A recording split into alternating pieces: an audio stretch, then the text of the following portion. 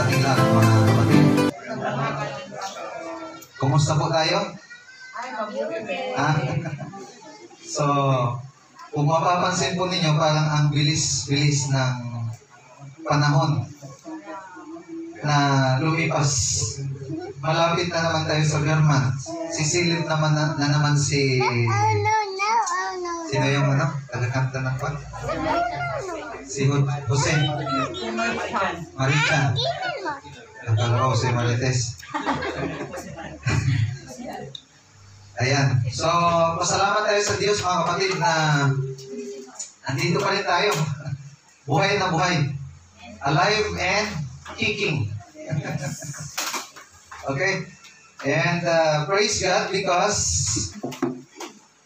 for all the challenges we have been through in the past week or past weeks, past months, still we are alive and kicking, doing the work of the Lord. Ayan. So salamat din sa presensya ninyo, mga kapatid, sa oras na ito. And of course, bira natin makasama si Engineer Michael. Palakpakan po natin. Nagtatrabaho kasi siya sa Manila, Quezon City, Quezon City. Opo. Pero tuwing buong bakasyon po siya dito, kagaya ngayon, long weekend, and other months, hindi ko alam kung anong month yun noon.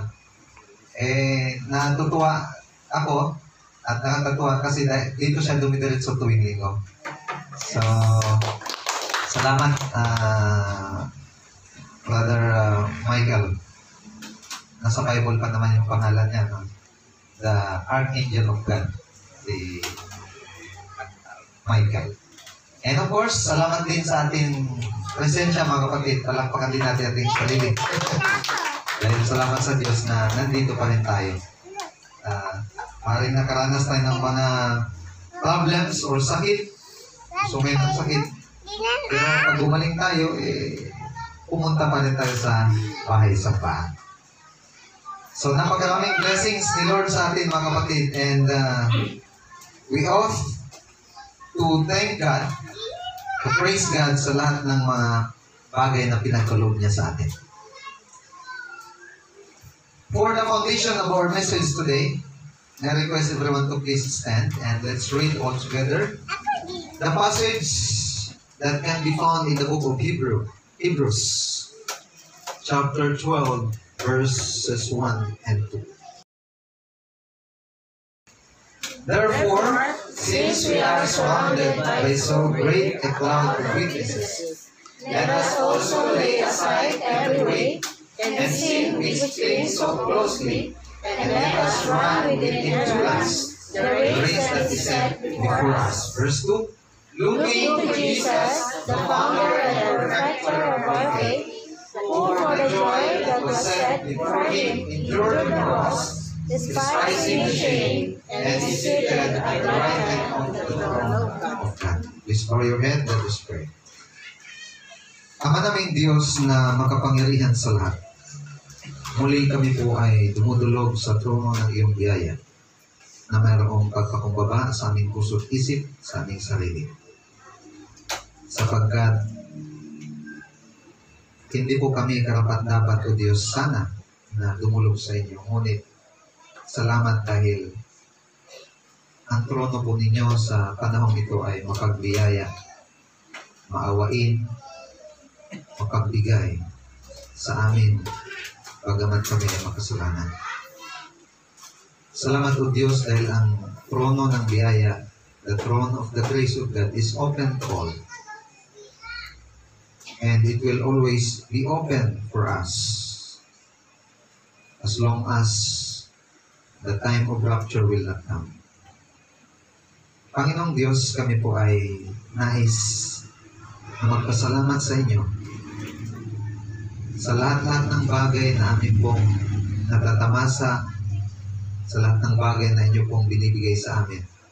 Salamat sa kalakasan na taglay namin. Salamat po sa aming pamilya, sa aming asawa, sa aming mga kapatid, sa aming mga kaibigan, sa aming mga guro. Salamat din sa aming trabaho. Salamat din, O Diyos, sa inyong gawain na pinagkaloob sa amin. Salamat din, O Diyos, sa simbahan ito na malaya kami na magkatipon at sumamba sa inyo sa Espiritu at sa katotohanan. Salamat, O Diyos, sa aming mga kapatid na kasama namin sa oras na ito. Salamat sa kanilang presensya na kanilang inilaan upang sambahin ka kasama namin ng sama-sama. Alam ko, O Diyos, that there is nothing more important in this life than to give our life and to serve you, God. Nawa, Panginoon, maging isang mabuting halimbawa kami sa paglilingkod sa inyo. Na bagamat kami ay maraming pwedeng pagkakabisihan, naglalaan pa rin po kami ng oras upang sabayin ka, upang pasalamatan ka sa aming buhay. Maging sa iyong salita namin pagbulay-bulayan sa oras na ito, ang aking pong dalangin, Panginoon, na nawa ang iyong banal na Espiritu ang kumilos at magbigay ng karunungan sa bawat isa sa amin, kaya din sa inyong lingkod. Ito lang aming dalangin, pinapasalamatan sa pangalan ni Jesus. Amen.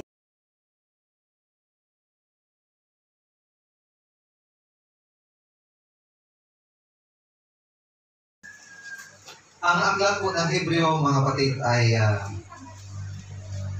ibinibilang na isa sa mga sulat ni Apostol Pablo.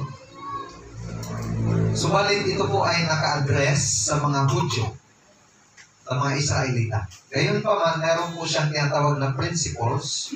We talk about principles. These are God's teaching that have an application in any dispensation, all throughout the dispensations. Meaning, it is applicable to all humankind.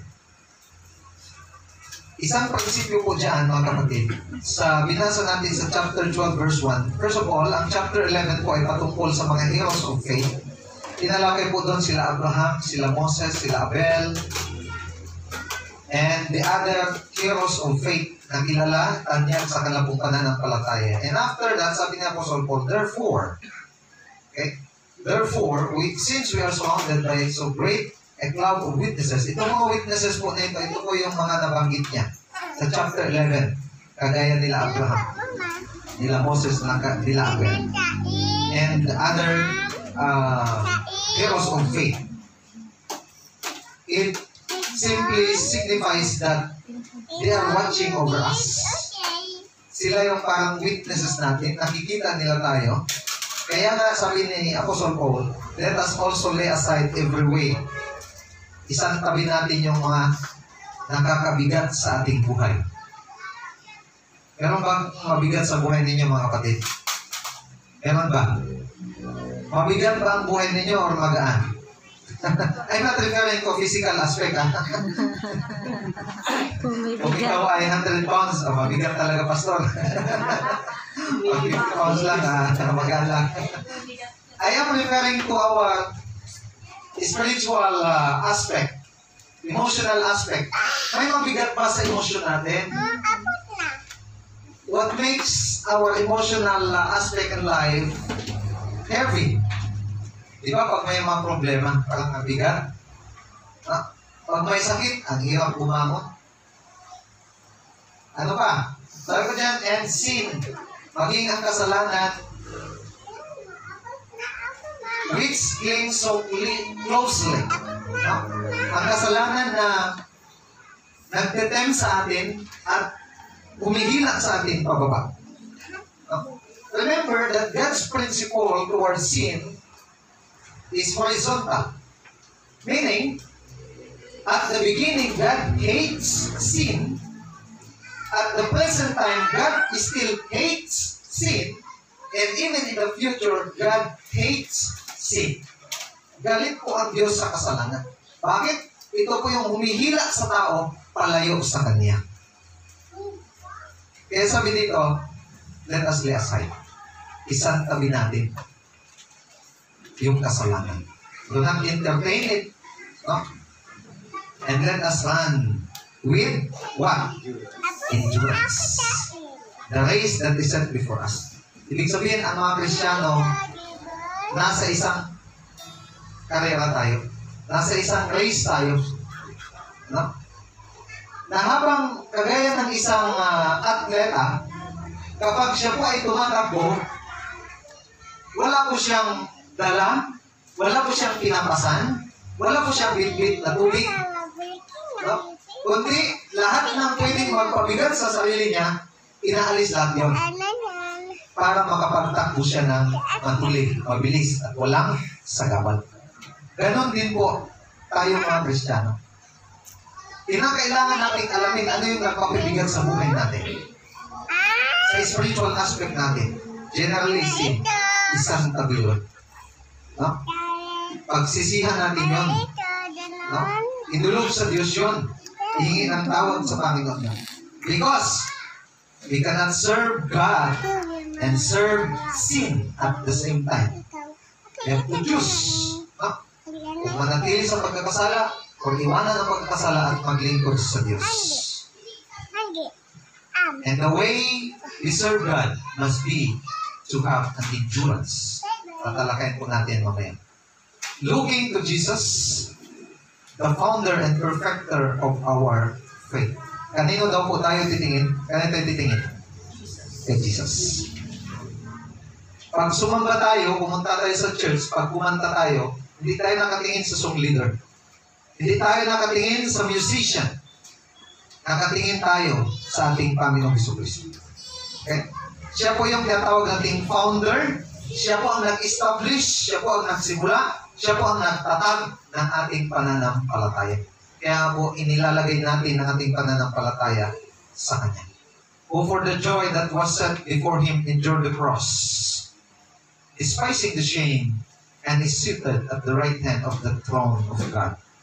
Bago pa ipinago si Kristo doon sa krus ng Kalbaryo, nakita niya na po ahead yung glory na ibibigay sa Kanya. Nakita na po ng Panginoon that in the future time, every knee should bow, every tongue shall confess that He is the Lord. Nakita na po yun ni Jesus Christ. Ano? There was this joy set already before He entered the cross. Bago pa siya namatay, alam po niya, balang araw in the future, sasambahin pa rin siya ng mga tao. Yuyo po ang mga tuhod ng mga tao at bibigkasin ng kanilang dila na si Jesus ay ang Diyos at Panginoon. This morning, I'd like to talk to you on endurance in serving the Lord. Ayan. Ang pagpunta po natin sa simbahan, mga kapatid, ay isa pong paglilingkod. Amen po? Amen. Paglilingkod ito. Ang pananalangin ay isa din po yan sa paglilingkod. Ang pagbabasa ng salita ng Diyos, paglilingkod sa ating Panginoon. Ang pagtulong sa mga nangangailangan, isang paglilingkod. No? Kaya nga po mga kapatid, habang ginagawa po natin yon, kailangan natin ang tinatawag na endurance. Kasi, pag wala tayo nito, maaaring ihinto natin yon. Kung wala tayong endurance, baka hindi na tayo magsamba. Kung wala tayong endurance, baka hindi na tayo magpakita kay pastor. So what is endurance anyway? Ano po ang ibig sabihin natin ng endurance? Ang endurance, mga kapatid, basahin po natin, it is the act, quality, or power of withstanding hardship or stress. Ang endurance pala, ito yung pagtindig, pagtayo, kahit nasa kabila ng paghihirap. It is the act. Action ito, gagawin talaga. No? And quality, it is a state of being. Or power, kapangyarihan, na manatiling matibay, matatag sa kabila ng paghihirap. O kaya tinatawag natin stress. Ganon po ang endurance. Kahit na nahirapan ka sa asawa mo, sinasamahan mo pa rin endurance. Kahit mainit pagpunta sa church, pumupunta ka pa rin. Endurance. Kahit traffic papunta sa trabaho, minsan nalilate ka, pero pupunta ka pa rin dahil may endurance ka. Napakahalaga ng endurance, mga kapatid. Because it is what we really need, especially in times of difficulties. Another meaning of, or definition of endurance, sabi niya, it is the ability to keep what? Doing something difficult. Gagawin mo kahit na mahirap. Sa mga estudyante, tanong ko sa inyo, nahirapan ba kayo sa pag-aral? Yes or yes? Mahirap, di ba? Sa mga nagtatrabaho, madali, mahirap. Mahirap din. Sa may mga asawa. Mahirap. Sa walang asawa at walang jowa. Mahirap din yan. Actually, yung buhay, sabi nga nila, puno ng kahirapan. But we choose to live. Anyway, correct? Yes. Binili pa rin natin mabuhay. Kasi kahit na mahirap, dahil may endurance tayo, we continue to live. Okay? Endurance is the ability to keep doing something difficult, ano pa, unpleasant. Kahit hindi siya maganda talaga, hindi maganda ang gising mo, sumasakit ang ulo mo, pero kailangan bumangon, no? Or painful for a long time.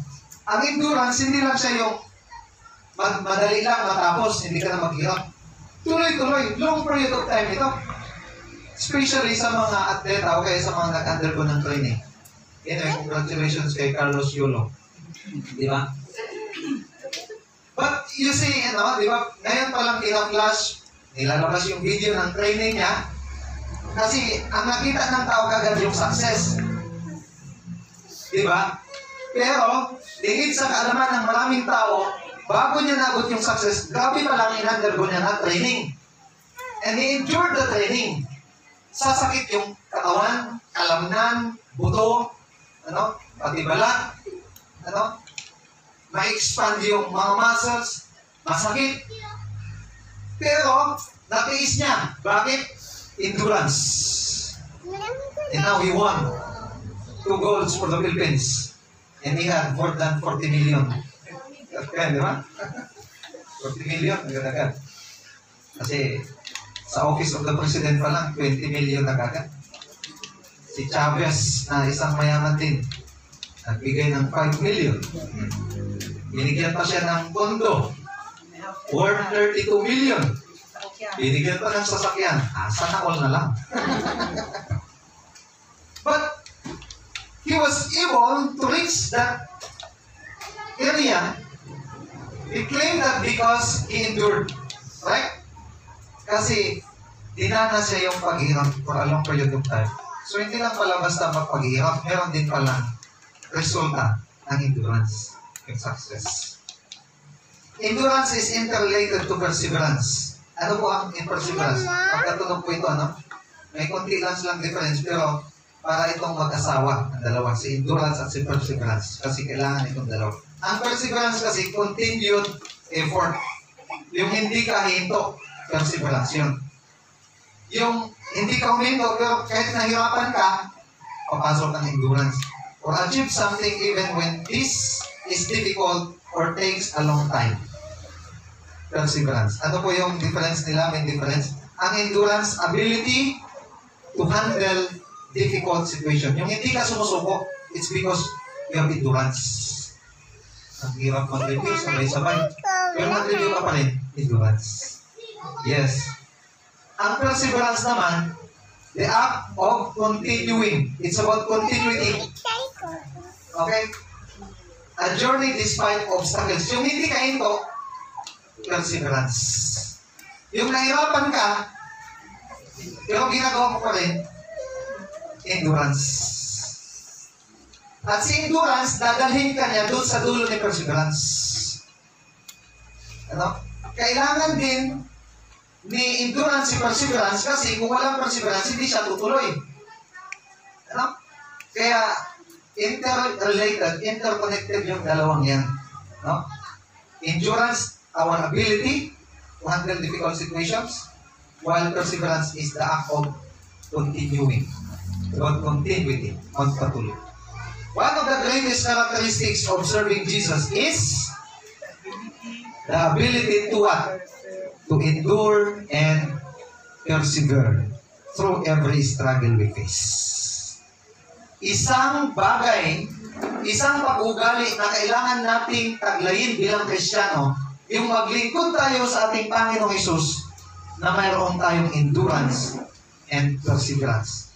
Dahil may struggle, may difficulties sa paglilingkod, mga kapatid. Hindi madali ang paglilingkod sa Panginoon. We will experience problem. No? According to Billy Graham also, patience includes perseverance. That is interconnected. No?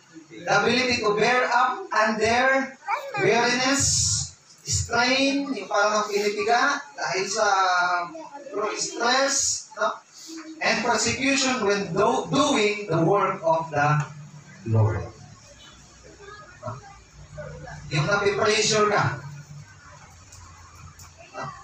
yung pupunta ka sa church, pero sabi ng mama mo, huwag muna, maglabag ka na muna dyan. May pressure. Pero, pumunta ka pa rin, you have the endurance and perseverance, mga kapatid. The question now is, why is endurance important in serving God? Bakit kaya mahalaga ito? Meron tayong tatlong punto lang, mga kapatid. Una, bakit mahalagang endurance sa paglilingkod sa Panginoon? Endurance, what? Refines our character. Endurance refines our character. The word refines means to improve or make perfect. Ang endurance, mga kapatid, pinapadalisay, pinagbubuti niya, pinapabuti, pinapaganda ang ating, ano ba yung character? Pagkatao o pwedeng pag-uugali natin as a Christian. Endurance will develop our personality. It will impact our mindset and our entire being. Romans chapter 5 verse 3 and 4. Basahin po natin. Go. Not only that, but we rejoice in our sufferings, knowing that suffering produces endurance, and endurance produces character, and character produces hope. Isn't it, this statement is opposed to what the world is telling us. And this is something beyond normal. Beyond normal ito. Naghihirap ka tapos masaya ka. Tama? Meron ba? Yes, wala kaming ulam, yehe. Hindi ako nabigyan ng allowance mo. Yes, papasok ako sa school. Meron ba gano'n? So that's why the scripture, kaya nga, bihira. Ilan lang talaga tayong naglilingkod kay Lord kasi mahirapan silang sundin ang utos ng Panginoon. Imagine, the word suffering kasi, paghihirap, paghihirap, pero sabi sa Bible, we rejoice in our suffering. Pwede pa rin tayong maging masaya kahit na tayo ay naghihirap. May I just ask you, may bagay ba sa buhay ninyo ngayon na nahirapan kayo? Meron o wala? Meron. Pero ang tanong, hindi nyo ba kayang maging masaya? Kaya. So, totoo ang sabi ng Bible. Diba yung last time, nag-message si Pastor Les, Philippians 4:4, rejoice in the Lord always. Saan si Apostol Pablo nung sinulat niya yung Philippians? Nasa kulungan. Meron bang nakakulong na masaya? Nakakulong ako. Wala. Malungkot sila, pero sabi ni Apostol Paul, kahit nasa kulungan ka, magdala kayo. So that's why, hindi ito basta-basta masunod ng mga ordinaryong tao. Sabi na, posible naman yan. So, bakit magsaya ako Nawala na yung trabaho ko. Nawala ako ng trabaho. Gusto ko lang nga yung allowance ko. Bumagsak na ako sa exam. Ba't ako magsaya? Pero yung sabi mo, we rejoice in our suffering. Ang tanong kasi, bakit? Bakit pwede tayo maging masaya? Because knowing that suffering what? Produces endurance. Kaya endurance refines our character. Pinagbubuti, mas ginagawa niyang maganda. Pinapaganda niya ang ating character. Yes. So magsimula mo na sa suffering. Ibig sabihin mga kapatid, kung nakakaranas tayo ng paghihirap, huwag pala tayo magreklamo. Nyamitin, kulang na lang ang allowance ko. Nyamitin, hindi man lang nag-smile yung class ko. Papapansin na nga lang ako. Nyamitin, ganito, ganyan. Madalas kasi ang reklama to. Pero pag Kristyano tayo, pag may nahirapan tayo sa mga bagay, sabi natin, lilipas lang ito. Diba kasi there is no permanent. Ecclesiastes chapter 3 verse 1. In everything, there is a season. Kung season ng suffering, let it be.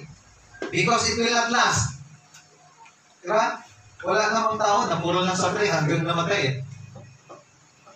So, we rejoice because suffering will produce endurance. Mahasa yung endurance natin. Yung katatagan natin.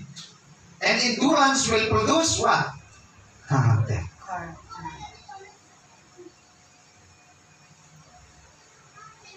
Yung imbis na sisihin mo ang Diyos, sabi mo, Lord, you allow these things to happen. I know you have a purpose. Thank you, Lord. So yung mag-verse kanina ng 1 Thessalonians 5, verse 18, in everything, give thanks. Sa lahat ng bagay, magpasalamat. In that way, maganda ang pag-ugali mo. Gumanda yung character mo. Eh kung sinisi mo ang Diyos, you miss the point of the suffering that you experience. Because when God permits suffering to come to us, God has a purpose on it. It will develop our character. 2 Peter 1 verse 5 to 6, let's read. Go. In view of all this, make every effort supplement your faith with a generous provision of moral excellence. And moral excellence with knowledge. And knowledge with self-control. And self-control with patient endurance. And patient endurance with godliness. Kung ma-endure pala natin yung paghihirap, pero nagpatuloy tayo, ginawa pa rin natin, anong maging resulta? Godliness. Godliness means God's likeness. Maging kaparehan natin ang Diyos sa kanyang pag-uugali. Nakabasa na ba kayo sa Bible na nagreklamo ang Diyos? Wala. And God's intention actually to save us is to become one. No? To become like the image of His Son. Kung paano ang pamuhay ni Jesus, ganon din sana ang mangyari sa atin.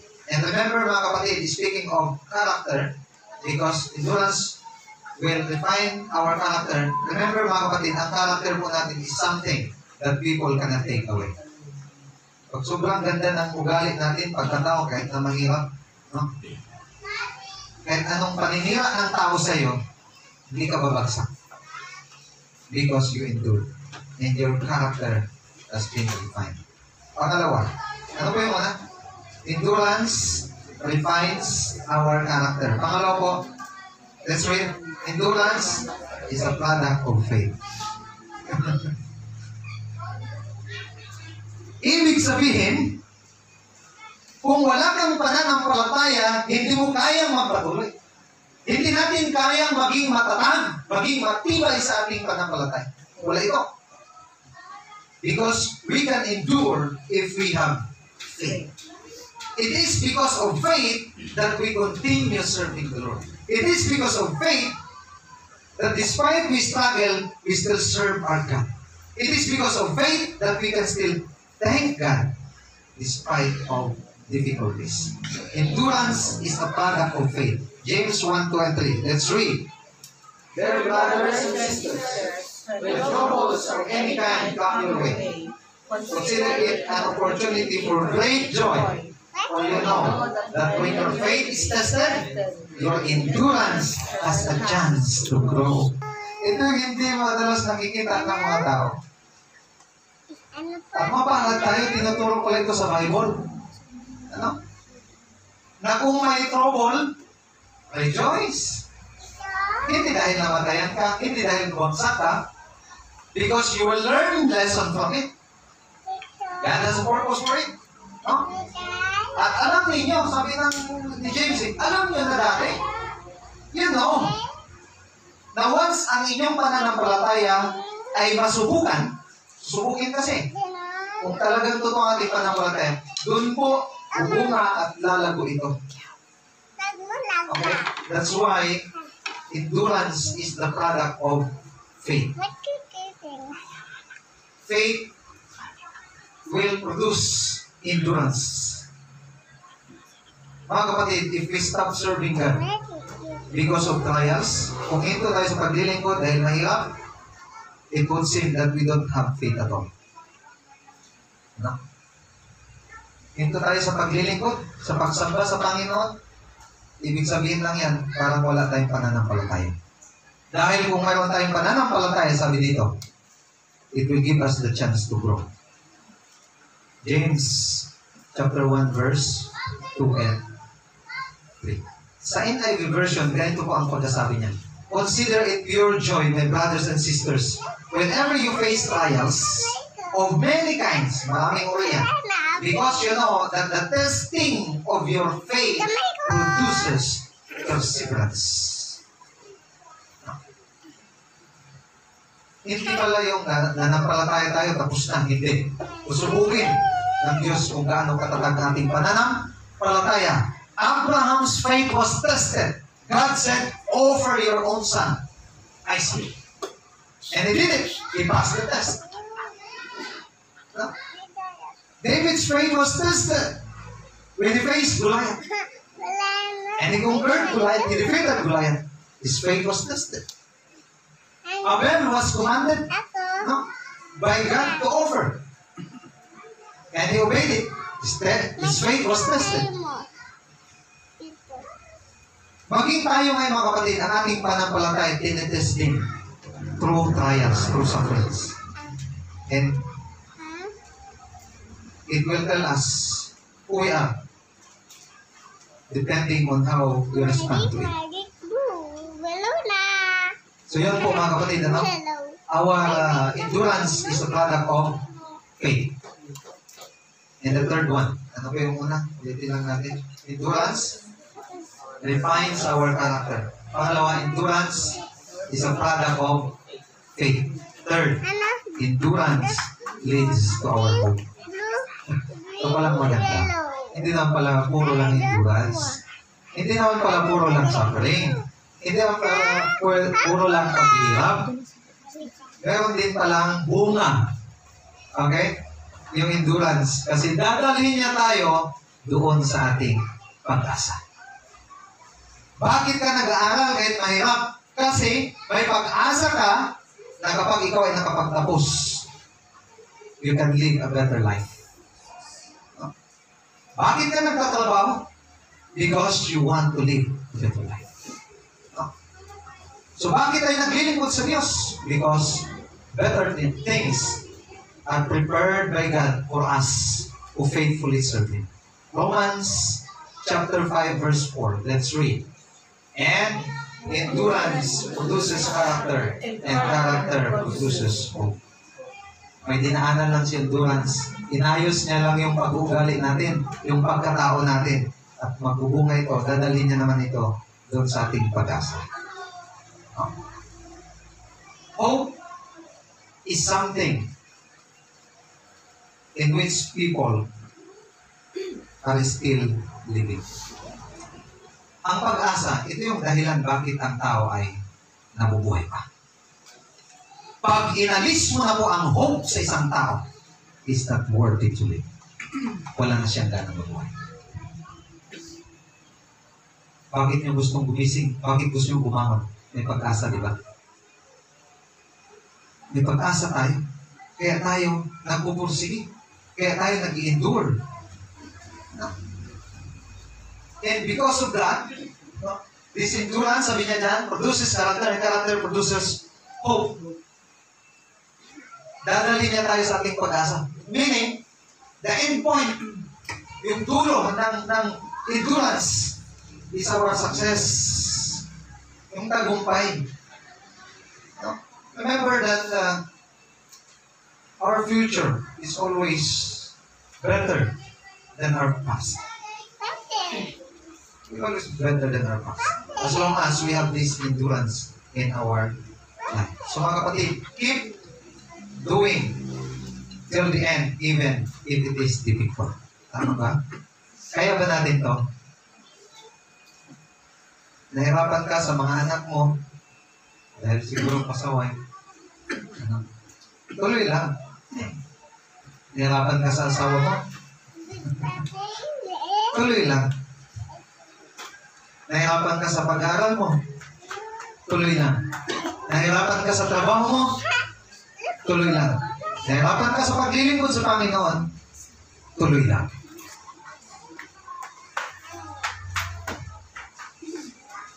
Let's not forget, mga kapatid,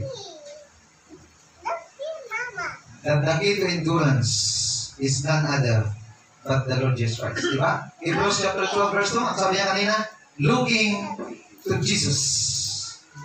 Ang susi ng endurance natin, ng pagtitiis natin, ay ang pagtingin sa ating Panginoong Kristo.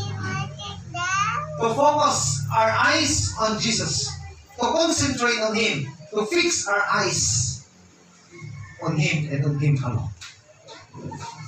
Kasi once we deviate our eyes to the things around us, which are not permanent, mawawala tayo. No?